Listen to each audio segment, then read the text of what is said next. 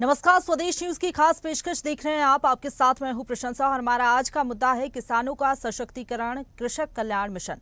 मध्य प्रदेश सरकार ने कृषि के क्षेत्र में अभूतपूर्व प्रगति की है। किसानों के कल्याण और उनकी बेहतरी की दिशा में सरकार कई कदम उठा रही है। ऐसे में अब मध्य प्रदेश के किसानों को सशक्त बनाने के लिए राज्य सरकार मध्य प्रदेश कृषक कल्याण मिशन की जल्द ही शुरुआत करेगी। इसके लिए रूपरेखा तैयार कर ली गई है। मंगलवार को मुख्यमंत्री डॉक्टर मोहन यादव की अध्यक्षता में हुई मंत्रिपरिषद की बैठक में मिशन को सैद्धांतिक स्वीकृति प्रदान कर दी गई।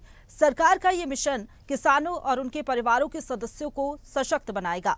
कृषक कल्याण मिशन का उद्देश्य किसानों की आय में वृद्धि, कृषि को जलवायु अनुकूल बनाना, इसके साथ ही धारणीय कृषि पद्धतियों को अपनाना, जैव विविधता और परंपरागत कृषि ज्ञान संरक्षण, पोषण और खाद्य सुरक्षा सुनिश्चित करना है। किसानों की उपज के लिए उचित मूल्य सुनिश्चित करना भी है।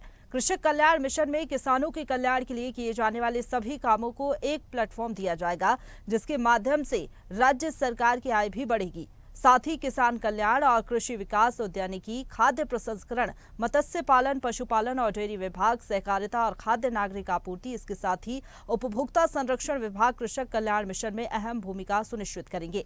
मुख्यमंत्री डॉक्टर मोहन यादव ने कहा है कि कृषक प्रतिनिधियों के सुझावों पर राज्य सरकार अमल करेगी। उन्होंने अधिकारियों को प्रदेश में गठित एफपीओ को सक्रिय करने, किसानों द्वारा नरवाई जलाने को रोकने, इसके साथ ही रासायनिक खाद्य के उपयोग को कम करने के संबंध में निर्देश दिए हैं। बैठक में बड़ी परियोजनाओं के लिए किसानों की भूमि लेने पर बदले में भूमि देने के प्रावधान, किसानों को हिस्सेदार बनाने, मालिक बनाकर उनका हित सुनिश्चित करने, दूध पर बोनस देने, कम पानी से सिंचाई से मक्का उत्पादन को बढ़ावा देने, इसके साथ ही गौशालाओं के अंतर्गत आधुनिक तकनीक से संचालन, उच्च शिक्षा में कृषि विषय के अध्ययन और जिलों में पर्याप्त पशु चिकित्सकों की व्यवस्था के संबंध में चर्चा हुई। मुख्यमंत्री ने आगे कहा कि प्रदेश के अन्नदाता को ऊर्जादाता बनाने के उद्देश्य से प्रदेश में 1 वर्ष में 10 लाख सौर ऊर्जा पंप प्रदान करने का लक्ष्य है। मुख्यमंत्री ने यह भी बताया कि प्रदेश के सभी संभागों में इस वर्ष किसान मेले आयोजित होंगे, जिसमें किसानों को कृषि, खाद्य प्रसंस्करण, उद्यानिकी और पशुपालन से संबंधित विभिन्न कार्य पद्धतियों और नए अनुसंधान की जानकारी दी जाएगी। किसानों को आधुनिक कृषि तकनीक से संबंधित मार्गदर्शन भी दिया जाएगा। अब सरकार की कृषक कल्याण मिशन का उद्देश्य किसानों की आय में वृद्धि करना है। साथ ही इससे किसानों की उपज के लिए उचित मूल्य भी सुनिश्चित करने में मदद मिलेगी।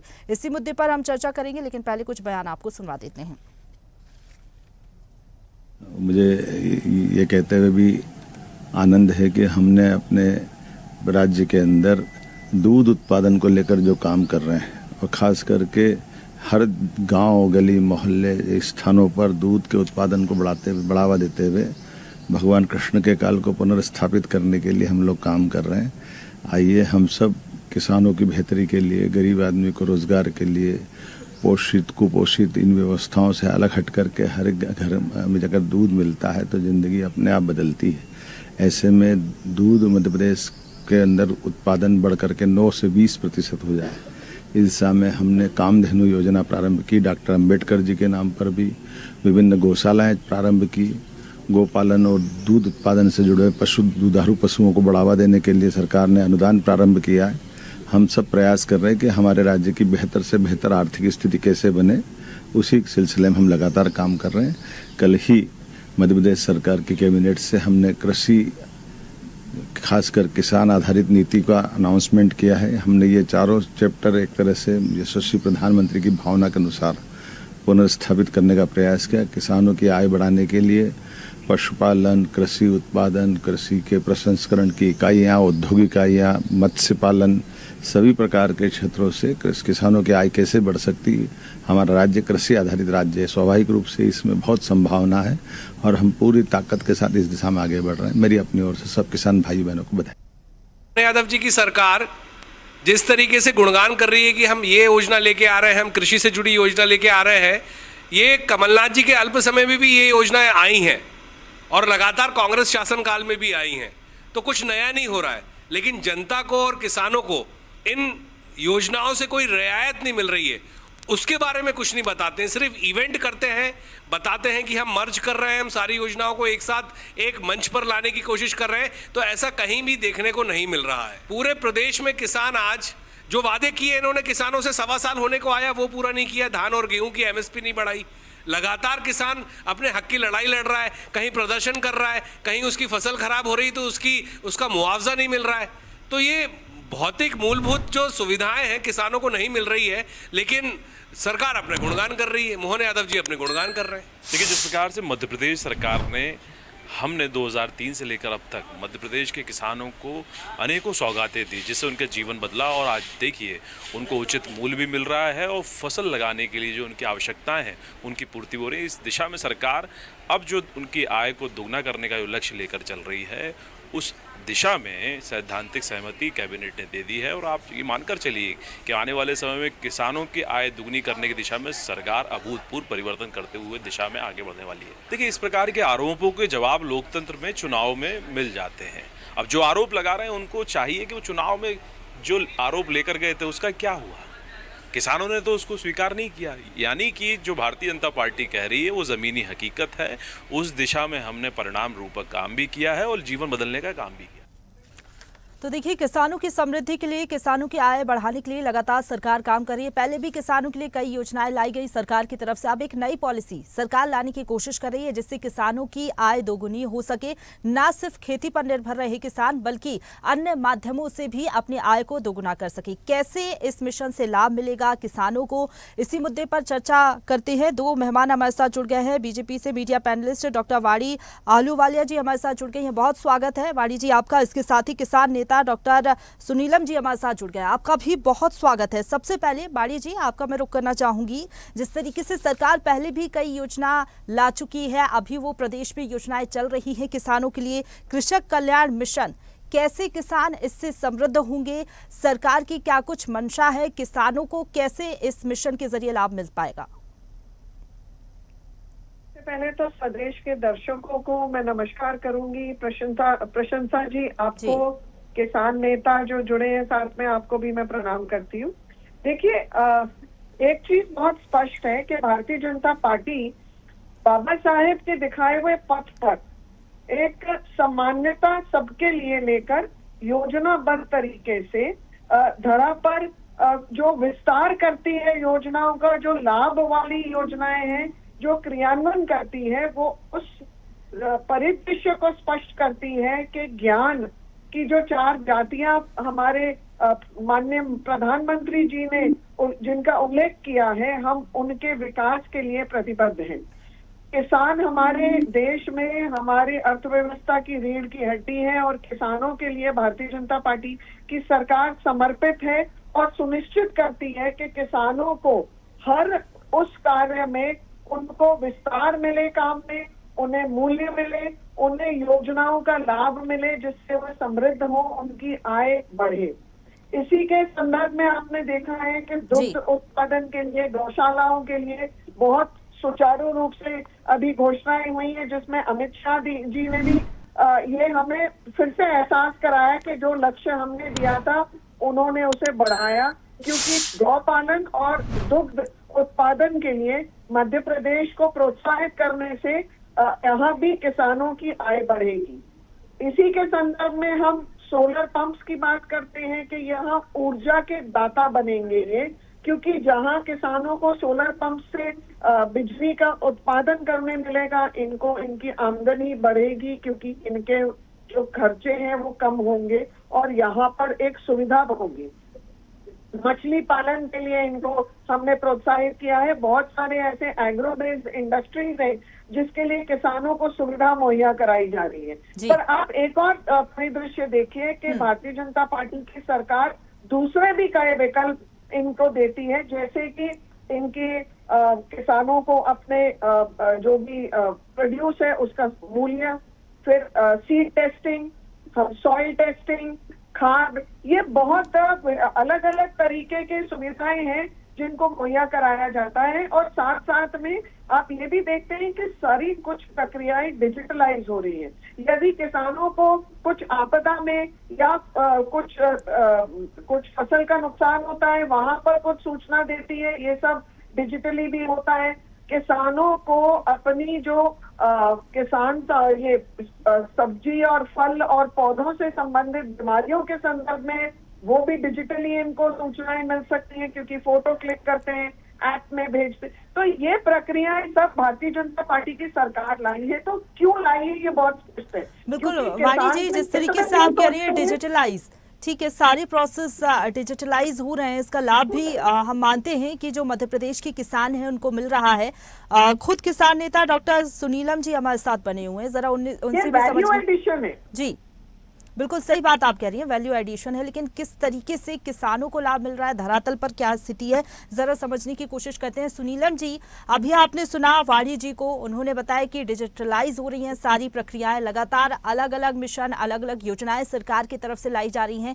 कितना लाभ किसानों को मिल पा रहा है, क्या धरातल पर इसका असर दिख रहा है? क्योंकि जो मिशन की शुरुआत सरकार करने जा रही है, किसान संघ से मुलाकात भी हुई, उनके विचारों को भी, जो उनकी सोच है उसको भी सरकार कहीं ना कहीं मिशन में लाएगी। तो कितना लाभ इससे मिलेगा और फिलहाल आप क्या बदलाव देखते हैं सरकार की योजनाओं के जरिए किसानी खेती में?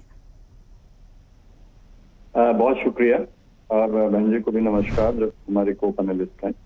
मैं असल में देखिए प्रचार वाली भाषा एक है और जो वास्तविक स्थिति है वो ये है कि किसान को क्या चाहिए। किसान को समय पे खाद चाहिए, समय पर बिजली चाहिए, समय पर बारदाना चाहिए, समय पर उसका जो प्रोडक्ट है वो बिक जाना चाहिए, सही रेट के ऊपर जो सरकार एमएसपी तय करती है उसके ऊपर ही बिक जाना चाहिए। हालांकि हम लोग तो लागत से 1.5 गुना चाहते हैं। अब इन सब मापदंडों के ऊपर अगर आप देखेंगे तो मैं जो है अभी पिछले 3 दिन के अंदर मैं बैतूल जिले में और छिंदवाड़ा जिले के अलग अलग गाँव में था।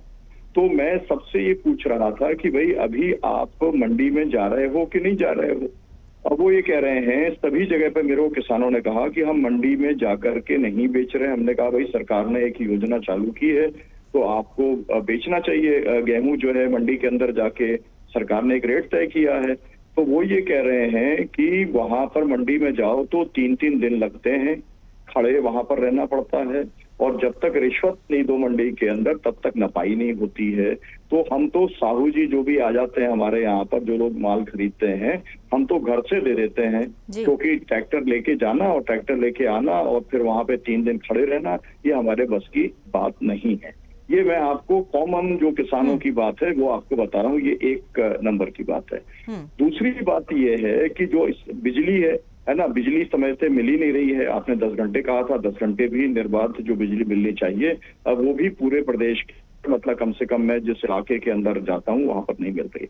इसके साथ साथ में सवाल ये है कि जब किसान के पास में जमीन रहेगी तब तो वो उसका उपयोग कर पाएगा। जिस पैमाने पर अभी एक नया भू अधिग्रहण का कानून बना दिया और उस कानून में पहले हम लोगों ने इसी मध्य प्रदेश के अंदर जब किसान की जमीन गई तो आदर्श पुनर्वास नीति के तहत 2002 की उसको जमीन के बदले जमीन मिली और अभी का जो कानून है उसके तहत उसको 4 गुना बाजार का मुआवजा मिलना चाहिए। सरकार ने तो नया कानून लिया है और वो कहते हैं कि अब मुआवजा ही नहीं दिया जाएगा, कुछ जमीन आपको डेवलप करके देने का काम कर देंगे। अब मैं आगे बढ़ता हूँ, किसान के मेले की बात है। किसान का मेला जो है होना चाहिए, तहसील स्तर पे होना चाहिए। होता क्या है, जो मेले हैं वो असल में कॉमर्शियल एक्टिविटी बन के रह जाते हैं। मतलब जो इक्विपमेंट्स वाले लोग हैं, सुनीलम जी, अभी जो मिशन की बात हम कर रहे हैं, ठीक है, आप सही बात कह रहे हैं कि किसानों की बहुत सारी समस्याएं हैं। जो बातें आप कह रहे हैं कि बिजली उत्पादन की जो क्षमता है वो भी कम है, ठीक तरीके से बिजली नहीं मिल पाती, पानी की सुविधाएं नहीं होती, इस पर जवाब भी लेंगे वाणी जी का। लेकिन एक और बात, जो मेले का आप जिक्र कर रहे हैं, किसान मेले जो लगाए जाते हैं, अभी कृषक कल्याण मिशन के तहत हर संभाग पर मेले का आयोजन होगा। आपको लग रहा है कि किसानों की जो समस्याएं होती हैं वो हल हो सकेंगी इन मेलों के जरिए, और जो मिशन सरकार ला रही है उससे कुछ थोड़ा बहुत तो बदलाव जरूर आता होगा किसानों के जीवन में, या फिर जो उनकी समस्या है उनका कुछ तो समाधान निकलता होगा?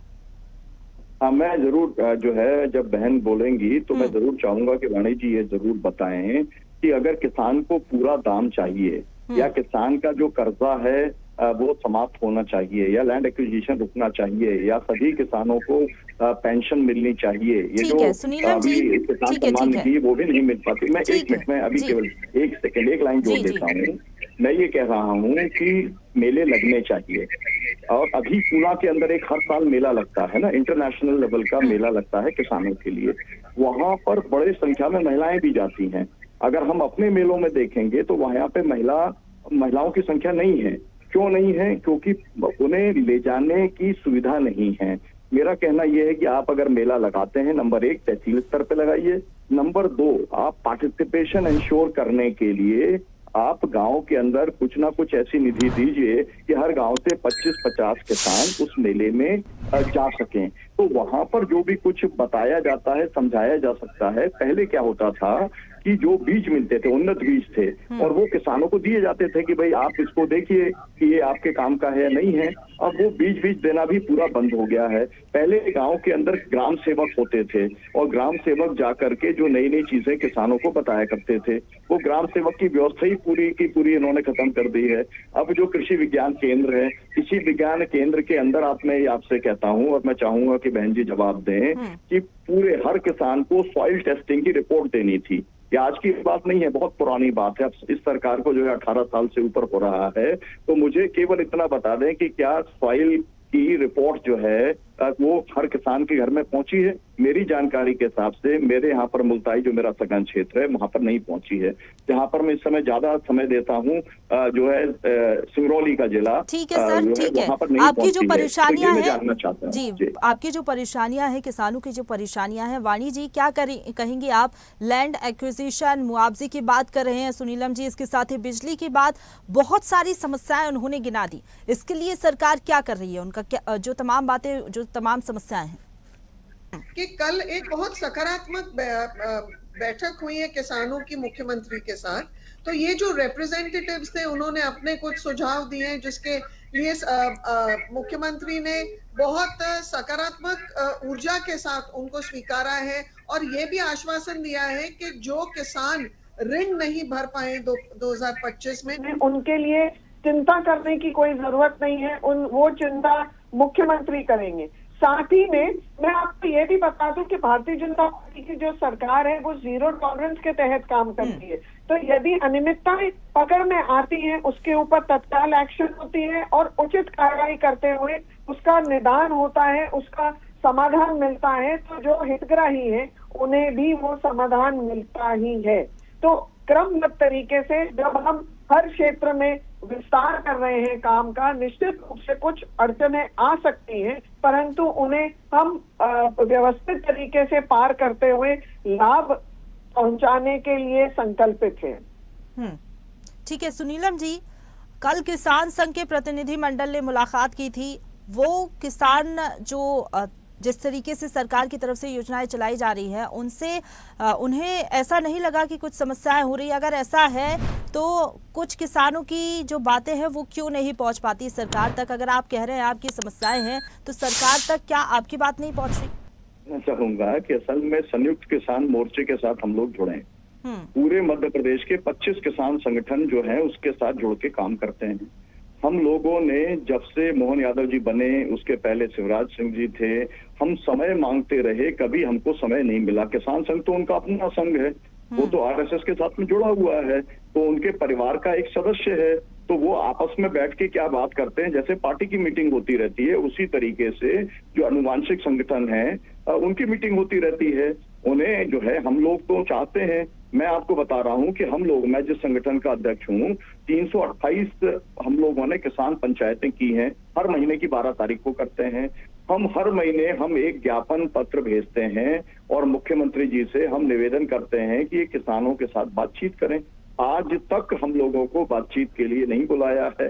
तो मेरा कहना यह है कि आप अपने लोगों से बातचीत करेंगे तो आपको वास्तव में सही पक्ष जानने को नहीं मिलेगा। तो जो इस प्रदेश के अंदर 25 सक्रिय संगठन हैं जो एक साथ मिलके काम करते हैं और आपसे काम नहीं कर रहे हैं, जब से मध्य प्रदेश बना या उसके पहले से काम कर रहे हैं, आजादी के आंदोलन के समय से काम कर रहे हैं, तो मेरा अनुरोध ये रहेगा कि मुख्यमंत्री जी उनके साथ भी बातचीत करें।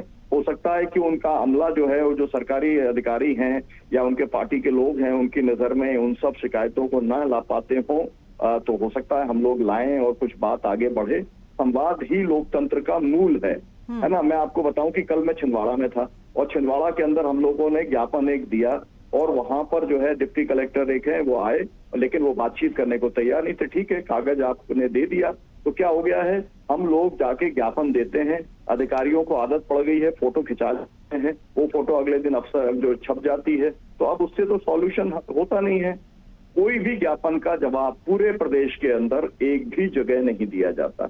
और हम लोग जब कोई भी आंदोलन करते हैं पूरे मध्य प्रदेश में किसान, तो 144 धारा लगा देते हैं। ठीक है, आप तो सही बात कह रहे हैं। जो समस्याएं आप गिना रहे हैं सुनीलम जी, समस्याएं जो आप गिना रहे हैं उनका जवाब भी वाणी जी से लेंगे, लेकिन जो योजनाएं चलाई जा रही है, एमएसपी पर गेहूं की खरीदी, बोनस देने का काम सरकार कर रही है, दुग्ध उत्पादन पर भी बोनस दिया जाएगा, गौशालाओं में जो व्यवस्थाएं की जा रही है, पशुपालकों को बढ़ावा देने का काम सरकार कर रही है, तो कुछ फायदा तो किसानों को जरूर मिलता होगा, साधुवाद भी दिया जा सकता है और उन प्रयासों की सराहना भी की जा सकती है, क्योंकि कोई भी योजना सरकार लाती है तो कुछ खामियां भी रह जाती हैं और हो सकता है कि कुछ किसान रह जाते हो, लेकिन कुछ किसानों को तो लाभ मिल रहा है ना उसका।